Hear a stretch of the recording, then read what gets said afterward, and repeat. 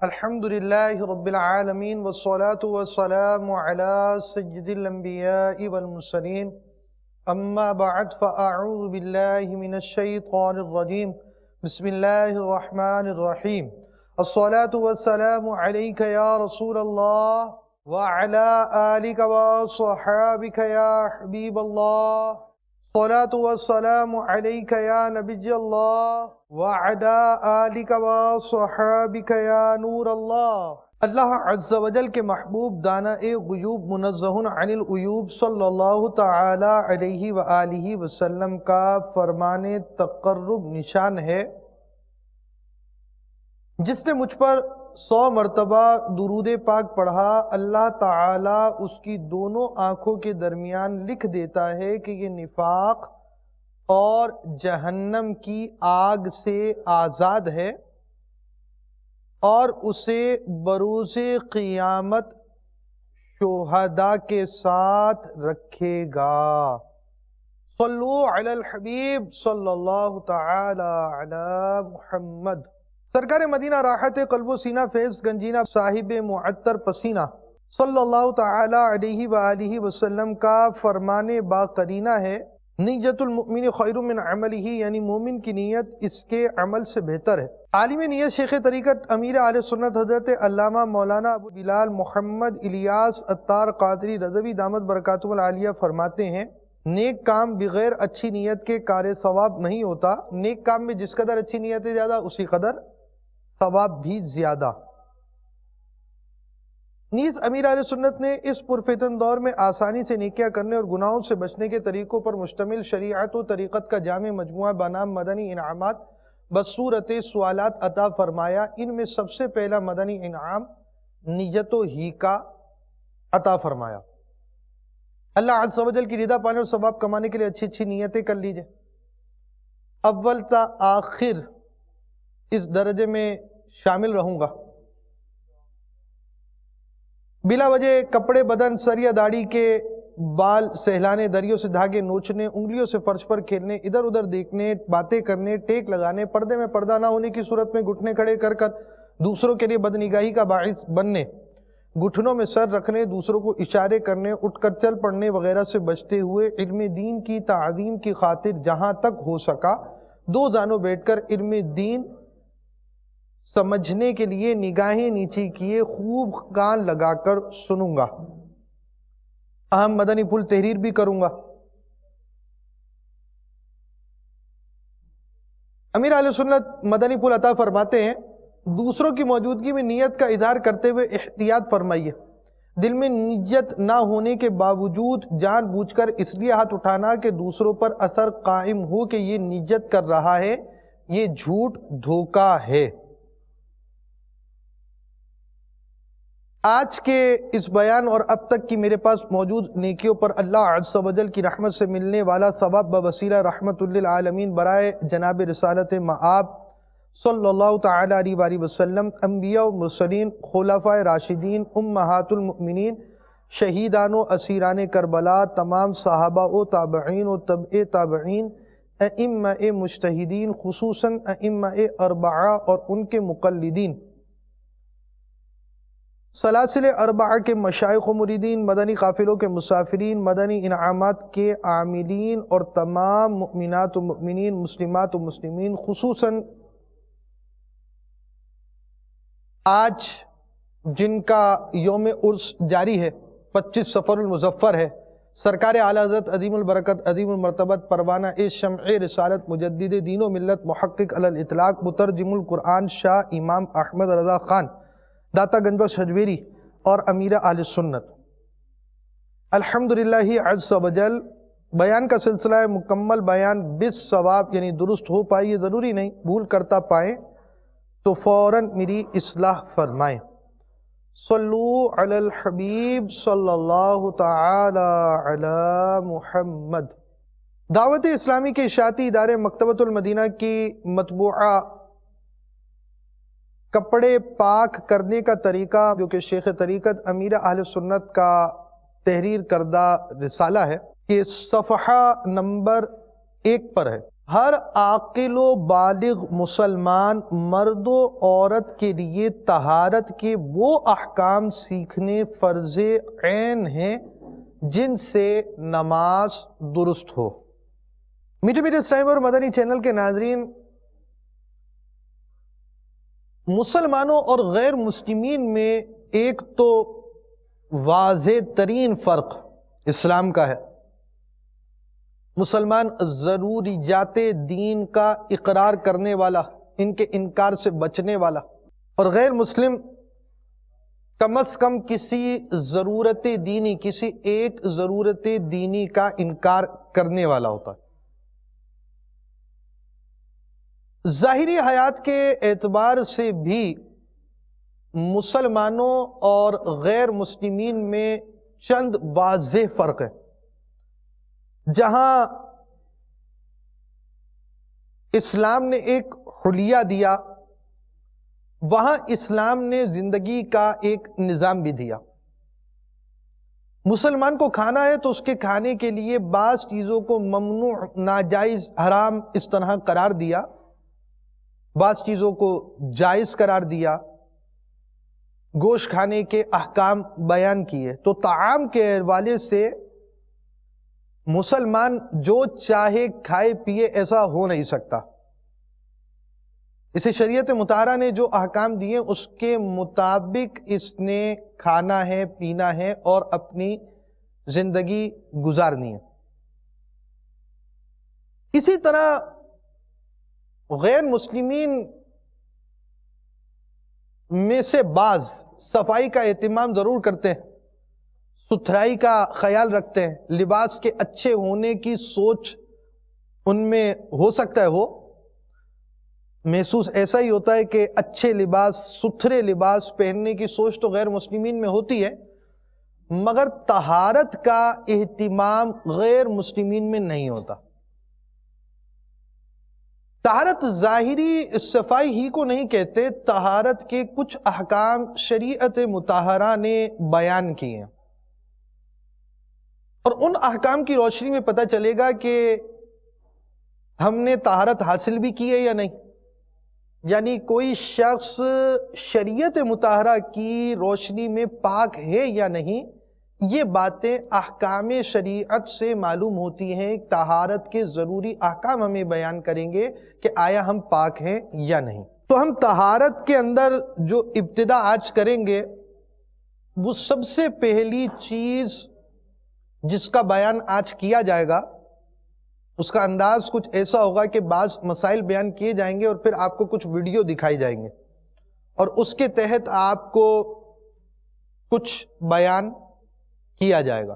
جہاں طہارت کی بات آتی ہے تو سب سے پہلی چیز جو پیش نظر رہے، طہارت عمومی طور پر پانی سے حاصل کی جاتی ہے۔ طہارت پانی کے علاوہ بھی حاصل ہو جاتی ہے، بعضوں کی طہارت کے لیے پانی کی ضرورت نہیں ہوتی۔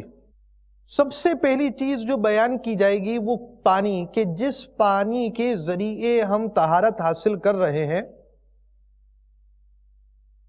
وہ پانی اور اس کے چند احکام انشاءاللہ الرحمن آج ان کا بیان ہوگا، جبکہ پھر کپڑے پاک کرنے کا طریقہ، اسی طرح دیگر چیزوں کی پاکی کے احکام، پھر وضو وغیرہ کا طریقہ، اور ساتھ ہی ساتھ غسل و تیمم کے احکام۔ لازمی بات ہے، پوری تفصیل ہر چیز کی کہیں بھی بیان نہیں کی جاتی، باقاعدہ علم سیکھنے سے آتا ہے، اور ابتدائی چند باتیں بیان کر دی جاتی ہیں۔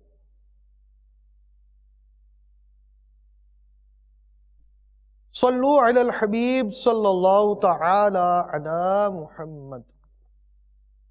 دعوت اسلامی کے اشاعتی ادارے مکتبۃ المدینہ کی مطبوعہ بہار شریعت جلد اول صفحہ 329 پر عنوان ہے کس پانی سے وضو جائز ہے اور کس سے نہیں۔ اس سے سب سے پہلے ایک تنبیہ لکھی ہے، جس پانی سے وضو جائز ہے اس سے غسل بھی جائز ہے، اور جس سے وضو ناجائز غسل بھی ناجائز۔ مسئلہ نیہ یعنی بارش، ندی نالے، چشمے، سمندر، دریا، کنویں اور برف اولے کے پانی سے وضو جائز ہے۔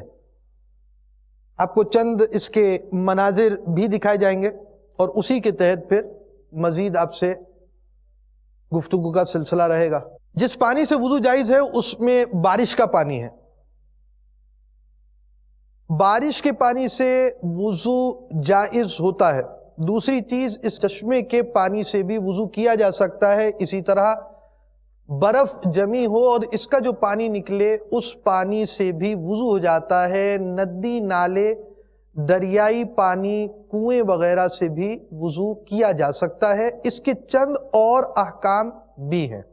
ایک عمومی بات آپ کو بیان کی گئی کہ اس طرح کے پانی سے وضو کیا جا سکتا ہے، لیکن پانی میں کس طرح کی نجاستیں ہوں یا نہ ہوں ان کے احکام آگے آ رہے ہیں۔ جس پانی میں کوئی چیز مل گئی کہ بول چال میں اسے پانی نہ کہیں بلکہ اس کا کوئی اور نام ہو گیا، جیسے شربت، یا پانی میں کوئی ایسی چیز ڈال کر پکائے جس سے مقصود میل کاٹنا نہ ہو، جیسے شوربہ، چائے، گلاب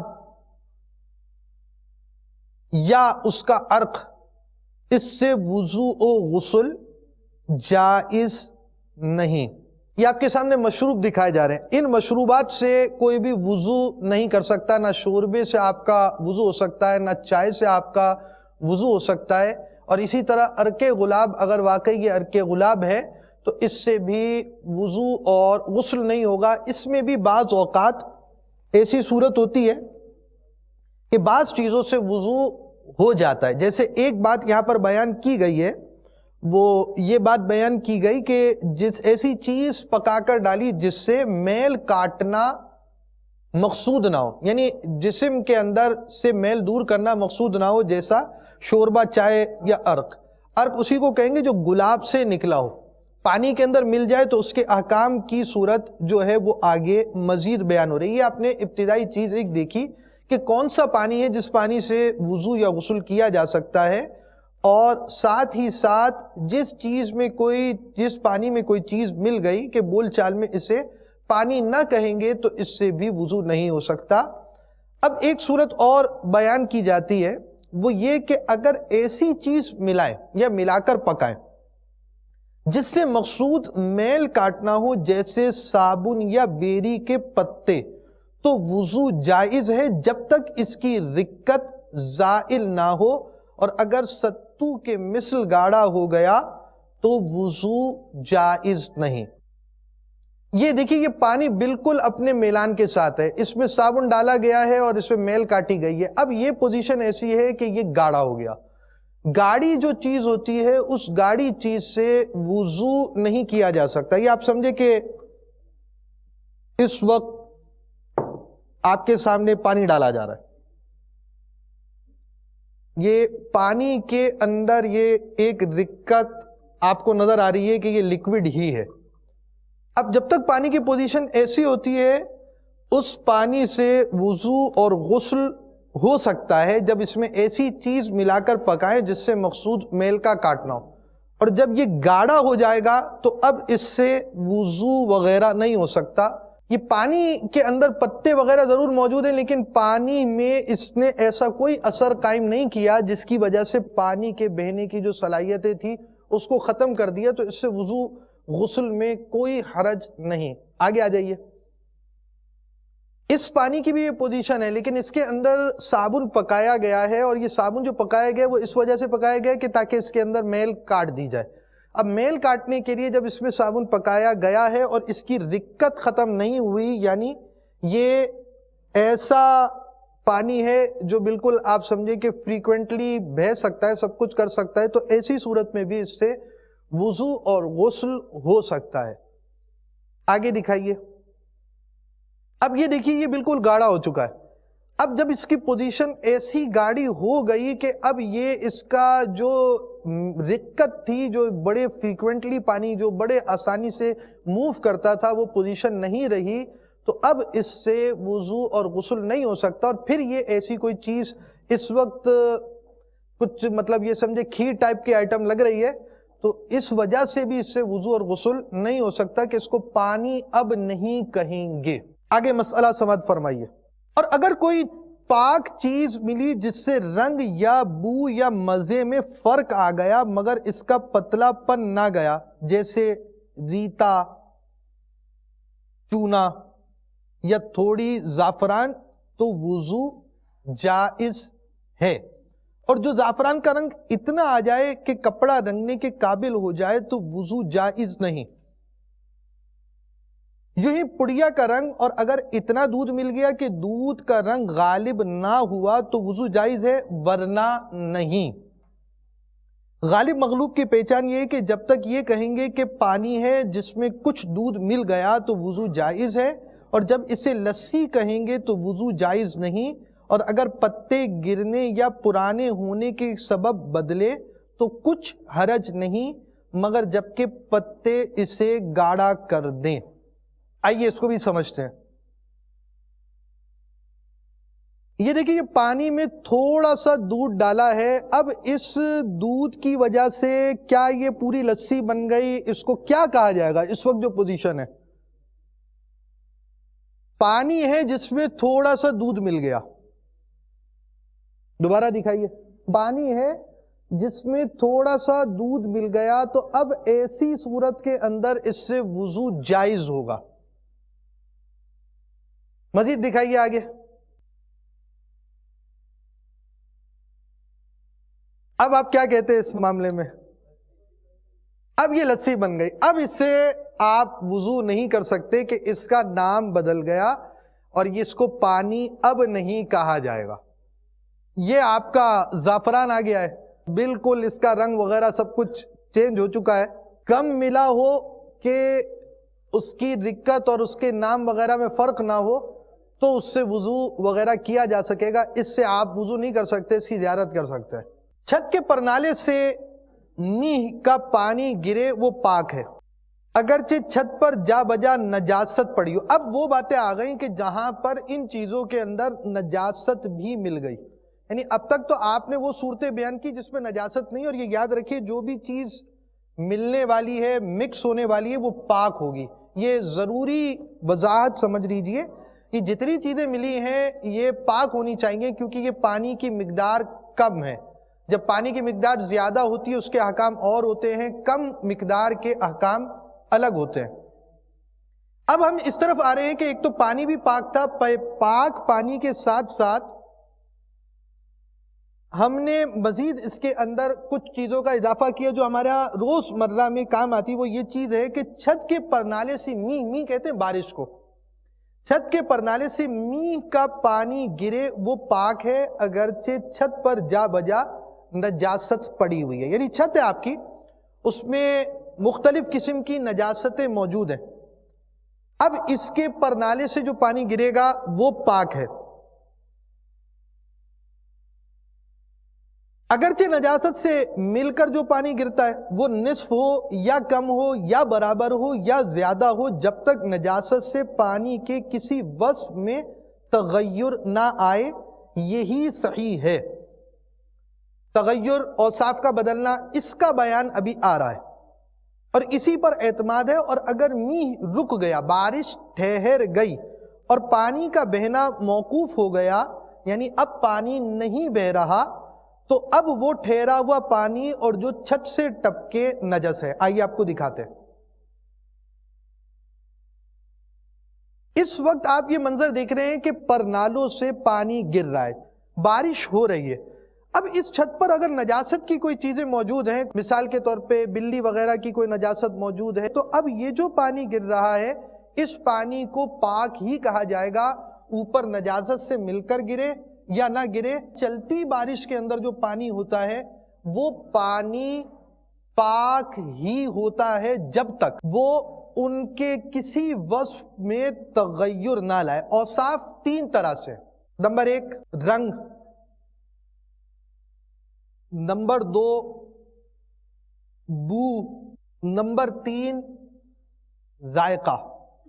جب تک ان تین چیزوں میں سے تبدیلی نہیں آئے گی اس وقت تک یہ پانی پاک ہی کہلائے گا۔ اس وقت بارش نہیں ہو رہی، بارش کا پانی اس وقت ٹھہرا ہوا ہے، یہ آپ اس وقت جو منظر دیکھ رہے ہیں اس میں پانی بارش کا ٹھہرا ہوا ہے۔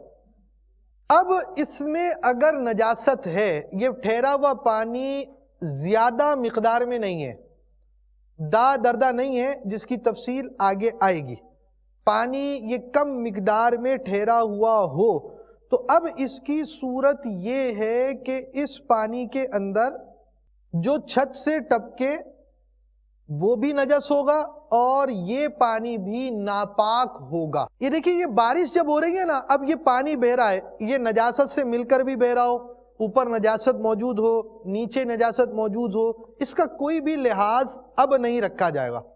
ہاں، اگر اس وقت بھی تین چیزوں میں سے ایک چیز کا فرق آ گیا، رنگ، بو، ذائقہ، تو اب ایسی صورت کے اندر اس پانی کے ناپاک ہونے کا حکم دیا جائے گا، ورنہ پانی کو پاک ہی قرار دیا جائے گا۔ اب دوسری صورت ہے، اگر یہ پانی دردہ سے کم ہے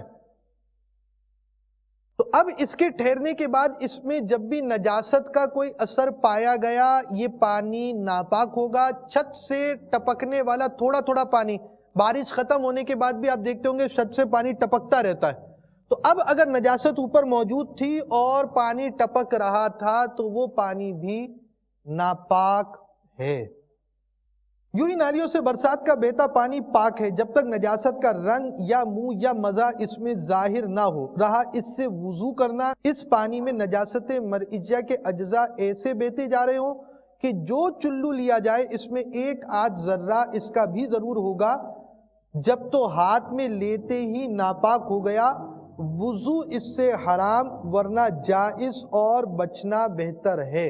ایک نجاست ایسی ہوتی ہے جو نظر آتی ہے، مثال کے طور پہ بکرے کی مینگنی ہے۔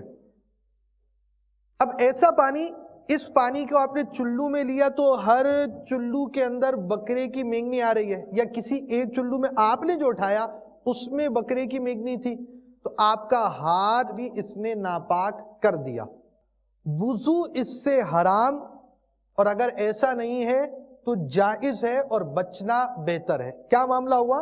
پانی جب بھی اس طرح کی بات ہوتی ہے نا پانی کی، اس میں تین چیزیں ہمیشہ دیکھی جاتی ہیں، رنگ، بو، ذائقہ۔ اب رنگ، بو، ذائقہ اگر خراب کر دیا گیا ہے، رنگ، بو، ذائقہ اگر ڈسٹرب ہو چکا ہے، تو اب اس پانی سے وضو اور غسل نہیں ہو سکتا۔ قلیل پانی سے، کم پانی سے وضو غسل اس وقت ہو سکتا ہے جب رنگ، بو، ذائقہ اس کا درست ہو، ورنہ یہ وضو کے قابل نہ رہا۔ اسی طرح نجاست کے اثر اس کے اندر موجود ہوں گے، تب بھی اس سے وضو اور غسل نہیں کیا جا سکے گا۔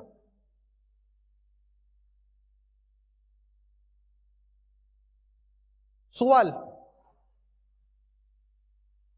جس پانی میں کوئی چیز مل گئی کہ بول چال میں اسے پانی نہ کہیں، کیا اس سے وضو ہو سکتا ہے یا نہیں؟ کون بتائے گا؟ جس پانی میں کوئی چیز مل گئی کہ بول چال میں اسے پانی نہ کہیں گے، کیا اس سے وضو ہو سکتا ہے یا نہیں؟ نہیں۔ مثال بیان کریں اس کی۔ مثال کے طور پر جیسے آپ نے پہلے مثال دی ہے کہ دودھ تھوڑا سا پانی میں ڈالیں، زیادہ پانی میں تھوڑا سا دودھ ڈالیں تو پانی کا ذائقہ زیادہ، پانی کا رنگ زیادہ ظاہر ہو، تو وضو جو ہے وہ اس سے ہو سکتا ہے۔ اگر دودھ اتنا ڈالیں کہ لسی بن جائے تو وضو نہیں ہو سکتا۔ کوئی اور اسلام بیان کرنا چاہیں گے؟ کوئی ایسی چیز پانی میں ڈال کر پکائی جس سے میل کاٹنا مقصود نہ ہو، مثال کے طور پر شوربہ، تو اس سے بھی وضو جائز نہیں ہوگا۔ اور اگر اس سے مقصود میل کاٹنا ہو جیسے صابن وغیرہ، جب تک پانی کی رکت اور سیلان باقی ہے تو اس سے وضو جائز ہوگا، اور اگر وہ اتنا گاڑھا ہو جائے کہ اس کی رکت اور سیلان چلی جائے تو اب اس پانی سے بھی وضو جائز نہیں ہوگا۔ اسی طرح زعفران اگر تھوڑی مل جائے تو پانی اس سے وضو کرنا جائز ہوگا، اور زعفران اتنی زیادہ مل جائے کہ اس سے کپڑا رنگا جا سکے تو تب بھی وضو کرنا جائز نہیں ہوگا۔ صلو علی الحبیب۔ دردہ پانی میں نجاست پڑی تو اس کا پانی دا دردہ سے کم ہو گیا تو اب بھی پاک ہے. ہاں اگر وہ نجاست اب بھی اس میں باقی ہو اور دکھائی دیتی ہو تو اب ناپاک ہو گیا. اب جب تک بھر کر بہہ نہ جائے پاک نہ ہوگا. ان سارے احکام میں بہت زبردست ضروری مسئلہ یہ ہے کہ یہ ایک پانی ہوتا ہے وہ ہوتا ہے زیادہ، اور ایک پانی ہوتا ہے اس کو کہتے ہیں قلیل یعنی کم.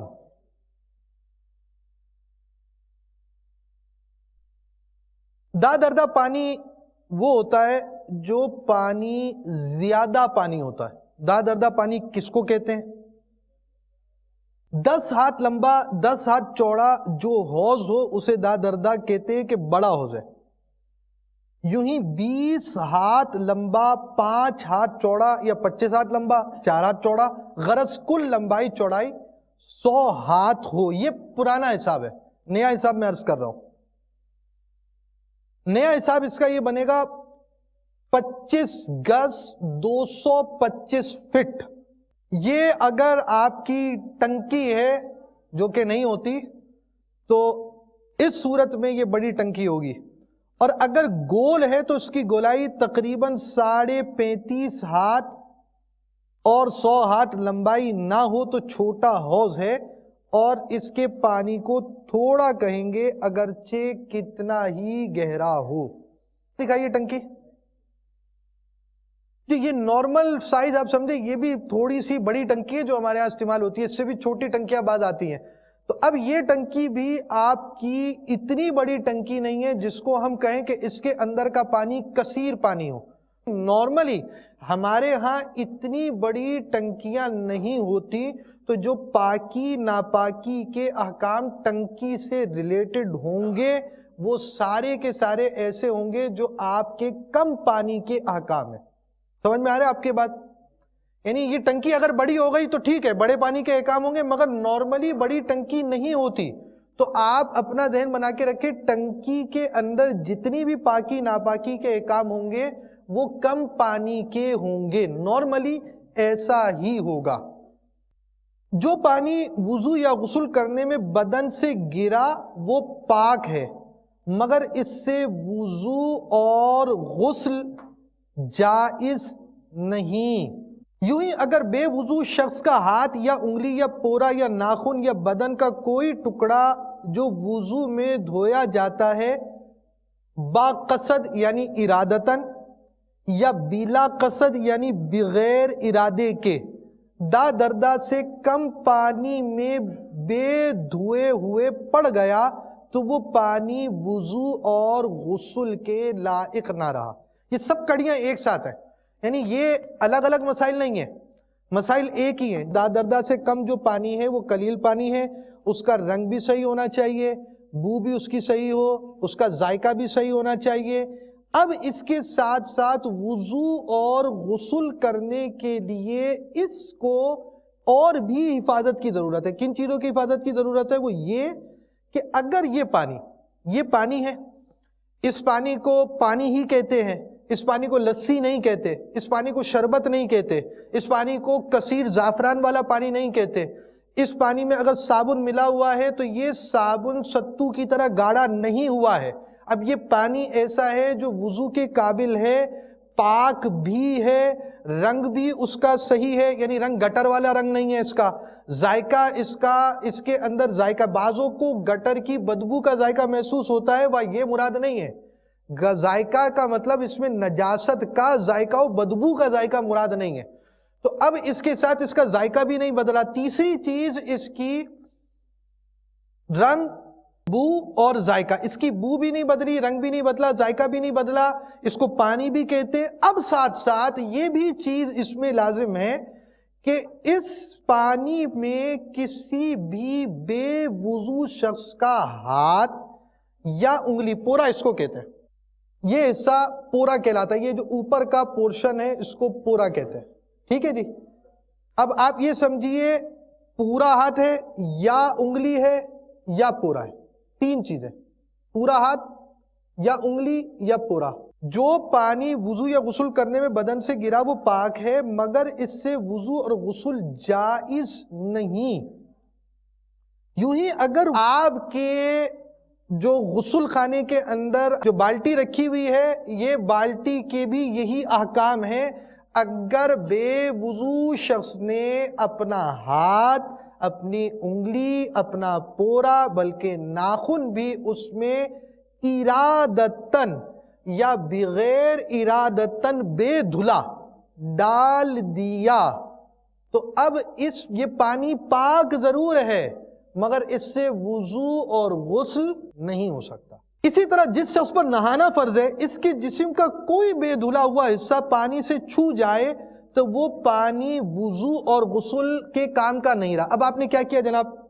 مسئلہ ہو گیا، بالٹی ہے، ڈونگا ڈالا تھا، ٹوٹی کھولی اور ڈونگا پورا اندر ڈوب گیا۔ اب کیا کریں؟ کوئی مسئلہ ہی نہیں ہے، آپ کا غسل ہی نہیں ہے، آپ کا وضو ہی نہیں ہے، کوئی مسئلہ نہیں ہے۔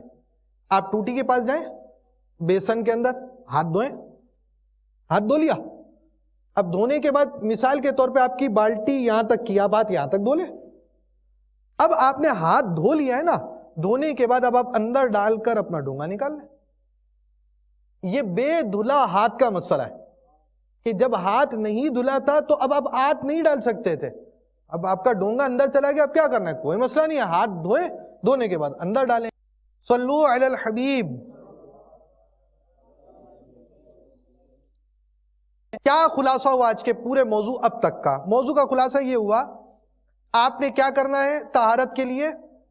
وضو اور غسل۔ طہارت عمومی طور پر پانی سے حاصل کی جاتی ہے، تو اب آپ پانی کی طرف بڑھے۔ پہلا سوال یہ ہوا کہ یہ آیا پانی ہے یا غیر پانی؟ آپ نے کہا جی یہ پانی ہے۔ پانی کیسا ہے؟ اس کو مشروب نہیں کہتے۔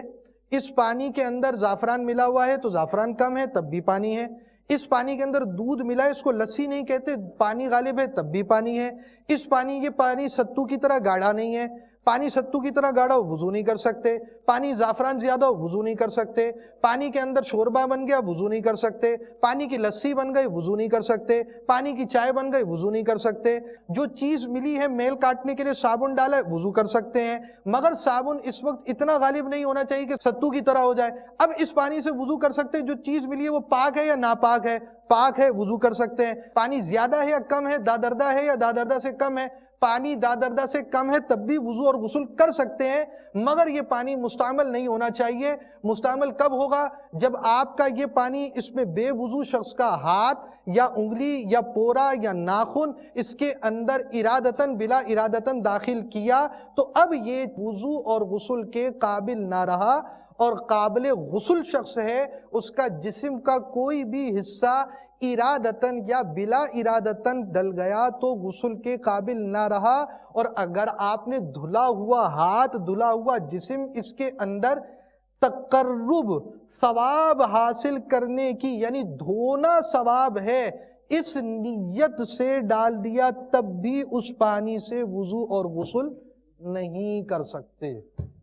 اگر بضرورت ہاتھ پانی میں ڈالا، جیسے پانی بڑے برتن میں ہے کہ اسے جھکا نہیں سکتا، نہ کوئی چھوٹا برتن ہے کہ اس سے نکالے، تو ایسی صورت میں بقدر ضرورت ہاتھ پانی میں ڈال کر اس سے پانی نکالیں، یا کنویں میں رسی ڈول گر گیا اور بے گھسے نہیں نکل سکتا اور پانی بھی نہیں کہ ہاتھ پاؤں دھو کر گھسے، تو ایسی صورت میں اگر پاؤں ڈال کر ڈول رسی نکالے گا مستعمل نہ ہوگا۔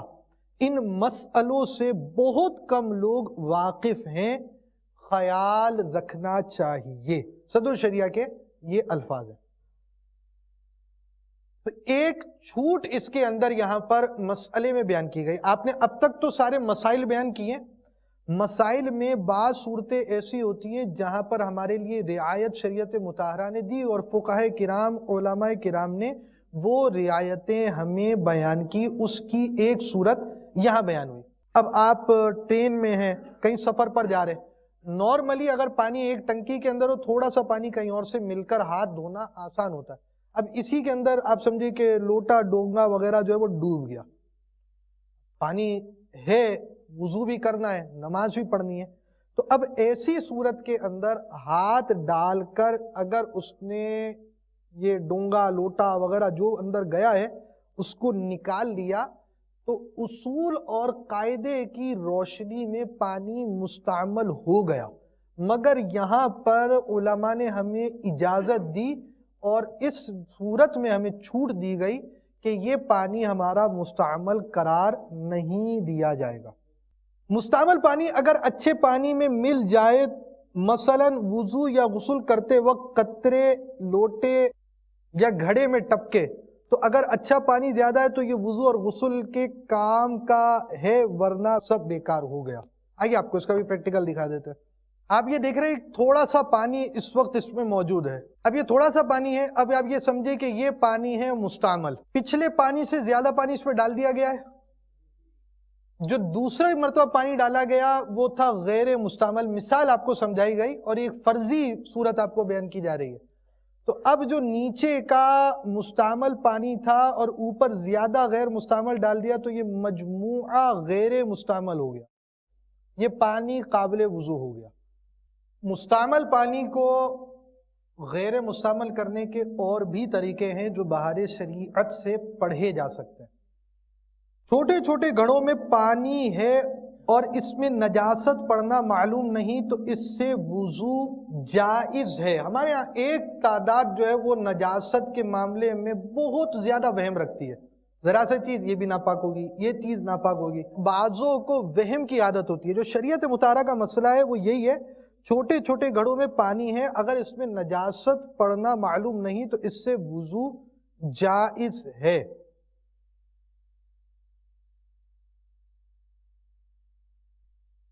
نجاست نے پانی کا مزہ، بو، رنگ بدل دیا تو اس کو اپنے استعمال میں لانا ناجائز، اور جانوروں کو پلانا بھی، یعنی جانوروں کو پلانا بھی ناجائز ہے۔ گارے وغیرہ کے کام میں لا سکتے ہیں، مگر اس گارے مٹی کو مسجد کی دیوار وغیرہ میں صرف کرنا جائز نہیں۔ صلو علی الحبیب صلی اللہ تعالی علی محمد۔ دعوت اسلامی کے اشاعتی ادارے مکتبۃ المدینہ کا مطبوعہ کپڑے پاک کرنے کا طریقہ، شیخ طریقت امیر اہل سنت کا رسالہ، اس کے صفحہ نمبر 17 پر ہے۔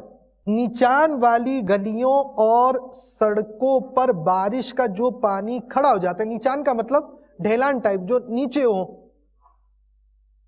وہ پاک ہے، اگرچہ اس کا رنگ گدلا ہوتا ہے۔ بعض اوقات گٹر کا پانی بھی اس میں شامل ہو جاتا ہے، لیکن یہاں بھی یہی قاعدہ ہے کہ ناپاکی کے سبب سے اس پانی کے رنگ یا مزہ یا بو میں تبدیلی آئی تو ناپاک ہے، ورنہ پاک ہے۔ اگر بارش تھم گئی، پانی بھی بہنا بند ہو گیا اور دا دردہ سے کم ہے، تین باتیں یہاں بیان ہو رہی ہیں۔ کیا تین باتیں بیان ہو رہی ہیں؟ پانی بہنا بند ہو گیا، بارش تھم چکی ہے، پانی بہنا بند ہو گیا ہے، اور نمبر 3 یہ دا دردہ سے کم ہے۔ یہ تین باتیں جب ہوئیں، اب چوتھی بات کہ اس میں کوئی نجاست یا اس کے اجزاء نظر آ رہے ہیں تو اب ناپاک ہے۔ چپل سے اڑ کر جو کیچڑ کے چھینٹے پاجامے کے پیچھے حصے پر پڑ جاتے وہ پاک ہیں جب تک یقینی طور پر ان کا ناپاک ہونا معلوم نہ ہو۔ اپنی جماعتوں اور اپنی نمازوں کا لحاظ رکھیے۔ سڑک پر پانی چھڑکا جا رہا تھا، زمین کی چھینٹیں اڑ کر کپڑے پر پڑی، کپڑا نجس نہ ہوا مگر دھو لینا بہتر ہے۔ کتا بدن یا کپڑے سے چھو جائے تو اگرچہ اس کا جسم تر ہو، گیلا ہو، بدن اور کپڑا پاک ہے، ہاں اگر اس کے بدن پر نجاست لگی ہے تو اور بات ہے، یا اس کا لعاب یعنی تھوک لگے تو ناپاک کر دے گا۔ صلو علی الحبیب صلی اللہ تعالی علی محمد۔ صلاۃ والسلام علیک یا رسول اللہ۔ وعلى آلك وأصحابك يا حبيب الله. سبحانك اللهم وبحمدك لا إله إلا أنت أستغفرك وأتوب إليك. سبحانك اللهم وبحمدك لا إله إلا أنت أستغفرك وأتوب إليك. سبحانك اللهم وبحمدك لا إله إلا أنت أستغفرك وأتوب إليك. الصلاة والسلام عليك يا رسول الله وعلى آلك وصحابك يا حبيب الله. صلوا على الحبيب صلى الله تعالى على محمد.